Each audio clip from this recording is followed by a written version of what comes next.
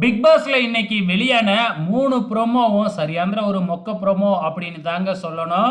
நேத்து விஜய் சேதுபதிக்கு நெறைய கன்டென்ட் இருந்தும் பார்த்தீங்கன்னா, பெருசா எதுவும் பண்ணவே இல்ல. பார்வதிக்கும், கமருதீனுக்கும் ஏதோ தண்டனை குடுக்குறேன் அப்படிங்கிற பேர்ல, அவங்க 2 பேரையும் பிரச்சனையிலிருந்து எஸ்கேப் பண்ணி விட்டுட்டாரு.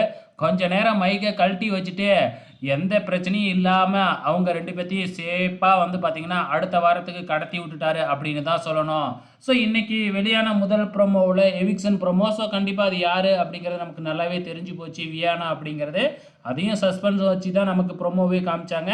2வது ப்ரோமோவும் அதே மாதிரி தான். 3வது ப்ரோமோவுல எஃப்ஜே பார்த்தீங்கன்னா, அந்த கோர்ட் டாஸ்க்ல பார்த்தீங்கன்னா, சரணடைஞ்சிட்டார் இல்லையா?